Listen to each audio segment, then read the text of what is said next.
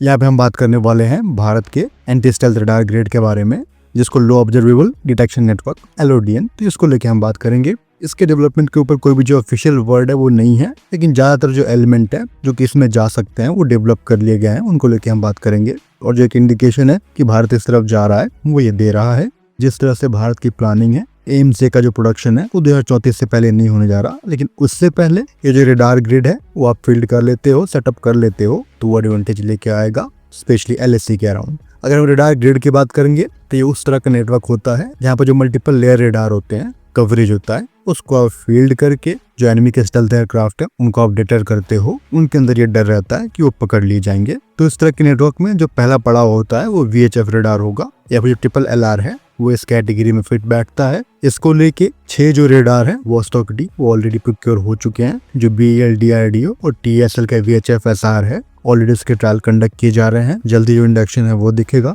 अगर एक बड़े नंबर में प्रोक्योर होता है तो इस तरह का जो नेटवर्क होगा एंटी स्टेल्थ एयरक्राफ्ट नेटवर्क वो और भी स्ट्रॉन्ग होगा।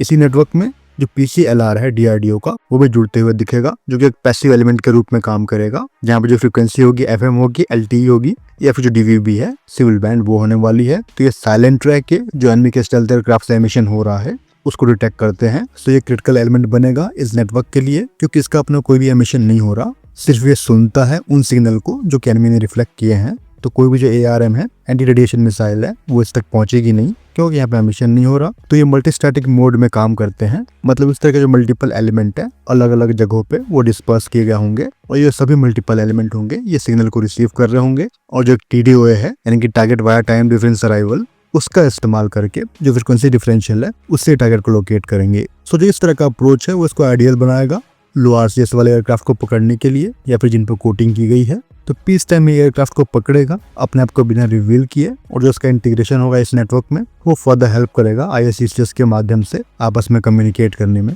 तो जो VHF कैटेगरी है उसमें BEL DRDO का सिस्टम हो गया। जो सूर्या VHF रडार है वो तक डी वो प्रोक्योर हो चुके हैं। ये जो पैसिव रडार है यानी कि पैसिव कोहेरेंट लोकेशन रडार, ये भी तैयार है। इसके भी जो फील्ड ट्रायल कंडक्ट हो रहे हैं, और हाल ही में जो MOD की एनुअल रिपोर्ट थी उसमें ये मेंशन किया गया है कि जो एक surface wave over the horizon radar है यानी कि SWOTH, उसका डेवलपमेंट किया जा रहा है। ज्यादातर जो एलिमेंट है वो बना लिए गए हैं। ये बायोस्टैटिक कॉन्फ़िगरेशन में होंगे, मतलब जो ट्रांसमीटर होगा वो अलग जगह पे होगा, जो रिसीवर होगा वो अलग जगह पे होगा। और मल्टीपल रिसीवर होने की वजह से अगर आपके ट्रांसमीटर ने कुछ ट्रांसमिट किया है और वो टारगेट पे इम्पैक्ट हुआ है, और इम्पैक्ट होने के बाद उसका रिफ्रैक्शन हुआ है, तो वो कहीं से भी टकरा के आती है, उसको जो आपके मल्टीपल रिसीवर हैं वो पहचान लेंगे कि वो आपके सिग्नल है, और जो किस तरह के डिले हैं उसके अकॉर्डिंग जो टारगेट का लोकेशन है वो ज्ञात होगा।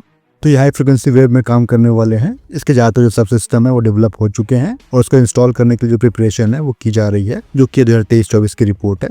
तो मोस्ट प्रोबेबली इस पे जो काम है वो किया जा रहा होगा। इसको डेवलप कर रही है LRD और NPL मिलके BEL के साथ। 3 मेगाहर्ट्ज से लेके जो 30 मेगाहर्ट्ज की फ्रीक्वेंसी है उसमें ये ऑपरेट करेंगे। ये बायोस्टैटिक रहेंगे, मतलब जो ट्रांसमीटर रिसीवर है वो अलग अलग जगहों पे होंगे। तो जो की डिफरेंस है आमतौर पर रडार से वो ये रहेगा कि जो आमतौर पर रडार होते हैं वो लाइन ऑफ साइट रडार होते हैं, मतलब वहाँ पर जो लिमिटेशन है अर्थ के कर्वेचर का, जो कि हम सभी जानते हैं 300 से 400 किलोमीटर की दूरी पे जो कर्वेचर है अर्थ का वो अपना इम्पैक्ट दिखाता है। तो वहां पे जो इस तरह के SWOTH होंगे जो कि हाई फ्रिक्वेंसी में ऑपरेट कर रहे होंगे, ये ओशन कर्व को फॉलो करेंगे, और जो भी शिप सेल कर रही है या फिर कोई लो फ्लाइंग ऑब्जेक्ट है, एयरक्राफ्ट है, या फिर सी स्किमिंग मिसाइल्स हो, तो उन सब को डिटेक्ट करेगा, क्योंकि उस कर्वेचर के उस पार जो ऑब्जेक्ट है, टारगेट है, उससे कोई भी जो रे है, हाई फ्रिक्वेंसी रे, वो टकराती है और रिफ्लेक्ट होती है। तो यहाँ पे जो उसके रिसीवर होंगे वो आयोनोस्फीयर का इस्तेमाल करते हुए उन फ्रीक्वेंसी को रिसीव करेंगे जो कि इनके ट्रांसमीटर ने छोड़ी थी। हालांकि फ्रीक्वेंसी वीक जरूर होगी, क्लटर भी होंगे, लेकिन जो इनके ट्रांसमीटर की फ्रीक्वेंसी होगी वो पहचानी जाएगी।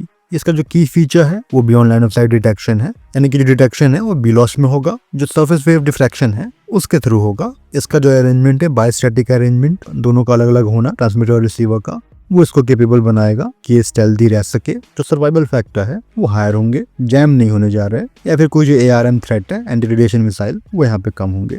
तो ये आइडियल होगा कॉन्टिन्यूअस कोस्टल सर्वेलेंस के लिए, स्पेशली आपके इकोनॉमिक जोन्स में। यहाँ पे हम बात कर रहे थे एंटी स्टेल्थ रडार ग्रिड की, तो उसमें जो SWOTH है वो भी इंक्लूड होते हुए दिखेंगे। सो इसके साथ ही जो अश्विनी और रुद्रा है वो भी एक लेयर में रहेंगे, और वहीं पे जो फायर कंट्रोल रडार्स हैं वो भी एक लेयर में रहेंगे। तो इस पे जो बैकड्रॉप में काम है वो चल रहे हैं। अभी कुछ भी जो ऑफिशियली अनाउंसमेंट है वो इसका भी नहीं हुआ है, लेकिन ये पॉजिटिव डेवलपमेंट है कि जो इंडियन MOD है और थिंक टैंक है वो इस तरफ सोच रही है। फिलहाल इस वीडियो में इतना ही। जय हिंद।